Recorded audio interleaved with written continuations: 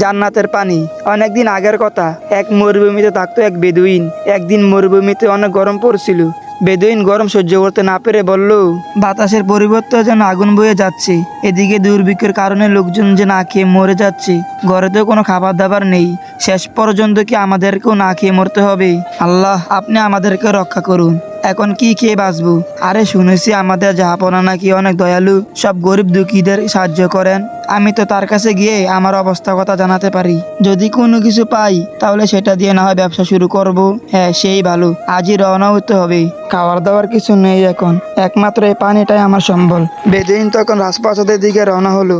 আরতে আরতে এক পর্যায়ে এসে বিশাল মরুভূমি পাড়ি দিয়ে অবশেষে সবুজ ভূমিতে এলো। সবুজ ভূমিতে এসে বেদুইন বলল, আর আরতে পাচ্ছি না, খিদায় গলা শুকিয়ে একেবারে যে কাঠ হয়ে গেল। এখন পানি কোথায় পাবো? পানি না পেলে এখানে কোথাও পরে মরে থাকতে হবে। আল্লাহ, আপনি আমাকে সাহায্য করুন। আপনার সাহায্য ছাড়া এখন আর কোনো বাঁচার উপায় নেই। এখন তো তাছাড়া আর কোনো পথও দেখছি না। এখানে পরে মরে থাকাচ্ছে সামনে গিয়ে দেখি, যদি আল্লাহ তাআলা দয়া করেন। তখন বেদুইন হাঁটতে হাঁটতে কিছু একটা দেখতে পেল আর বলল, পুরো ওইটা কি দেখছি আমি? ওইটা কি পানি মনে হচ্ছে না? একটু কাছে গিয়ে দেখি তো। আরে এটা তো পানি। আলহামদুলিল্লাহ, আল্লাহ তুমি আমাকে রক্ষা করছো। তখনই ধরে গিয়ে বিসমিল্লাহ বলে সেই পানি পান করলো। পানি পান করার পর বলল, আহ, এই যে অমৃত, আমি জীবনও এই পানি পান করি নাই। পানি এত মিষ্টি কি করে হয়? না না, এটা কোনো সাধারণ কোনো পানি না, এটা তো জান্নাতের পানি। আর জান্নাতের পানি ছাড়া আর কোনো পানি হতে পারে না। এ নিশ্চয় আল্লাহ দয়া করে আমার জন্য এই পানি পাঠিয়েছেন। আল্লাহ, সকল প্রশংসা শুধুমাত্র তোমার জন্য। এখন তো আমি জাহাপনার কাছে যাচ্ছি। এই পানি যদি আমি জাহাপনাকে দিতে পারি তাহলে তিনি নিশ্চয়ই অনেক খুশি হবেন। যাই, ওর জন্য অল্প কিছু পানি নিয়ে যাই। তারপর মহারাজের জন্য কিছু পানি নিয়ে আবার রাজপ্রাসাদের দিকে রওনা হলেন।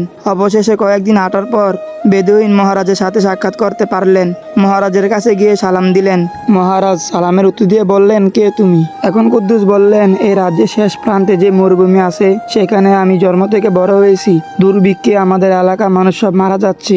অভাবে পরে আমি আপনার কাছে এসেছি। তবে আমি নিঃস্ব হলেও একেবারে খালি হাতে আসিনি। আপনার জন্য নিয়ে এসেছি এক মহামূল্যবান উপহার। মহারাজ বললেন, তাই নাকি? তো কেমন উপহার দেখি তো। বেদুইন তখন বললেন, আমি যখন প্রায় মারা যাচ্ছিলাম ঠিক তখনই আল্লাহ দয়া করে শুধুমাত্র আমার জন্য পানি পাঠিয়েছেন। সে পানি এত মিষ্টি, এত চমৎকার, পৃথিবীতে যার কোনো তুলনা হয় না। তখনই মহারাজ বললেন, কি বলছো তুমি? সত্যি বলছো? দাও দেখি কেমন সেই পানি। তখন মহারাজ আগ্রহের সাথে পানি পান করলেন আর বললেন, সত্যি এই পানির মতো পানি আমি আগে কোনোদিন পান করিনি। তুমি যে এত কষ্ট করে আমার জন্য এই পানি নিয়ে এসেছো, এর জন্য আমি তোমার কাছে সত্যি কৃতজ্ঞ। আমি তোমাকে কিছু স্বর্ণ মুদ্রা দিচ্ছি, এটা তোমার সারা জীবন চলার জন্য যথেষ্ট। এটা নিয়ে তুমি বাড়ি ফিরে যাও, এখান থেকে বেরিয়ে সামনে যাওয়া দরকার নেই। তখন বেদুইন বলল, জাহাপনা যা আদেশ, আমি আপনার কাছে চিরকৃতজ্ঞ থাকবো। জাহাপনা সত্যি আপনি মহান। এই বলে বেদুইন সেখান থেকে চলে গেল। বেদুইন চলে যাওয়ার পর রাজপ্রাসাদের একজন বলল, জাহাপনার প্রতিটা কথা ও কাজ করলেনময়, সবকিছু থেকে আমরা কিছু না কিছু শিখতে পারি। কিন্তু আজ আচরণটা ঠিক বুঝতে পারলাম না। যদি বুঝতে পারতাম তাহলে হয়তো সেখান থেকেও কিছু শিখতে পারতাম। এই কথা শুনে মহারাজ বললেন, তুমি কোন বিষয়টা নিয়ে কথা বলতে চাচ্ছ?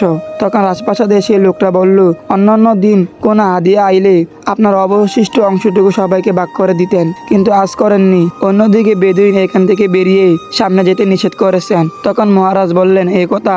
তাহলে শোনো, পুর পানির মতো দুর্গন্ধযুক্ত পানি আমি জীবনে কোনোদিন পান করিনি। তখন রাজপ্রাসাদের লোকটা বলল, যা আপনার সাথে এত বড় বেয়াদবি। তখন মহারাজ বলল, বেচারা সারা জীবন মরুভূমির লবণ পানি পান করে বড় হয়েছে, মিষ্টি পানি স্বাদ কোনোদিন পাইনি। কাল রাতে আমাদের এখানে বৃষ্টি হয়েছিল, আসার সময় হয়তো কোথাও বৃষ্টি জমা পানি পেয়েছিল, আর তৃষ্ণার অবস্থায় বৃষ্টি পানি পেয়ে হয়তো এটাই তার কাছে জান্নাতের পানি মনে হয়েছিল।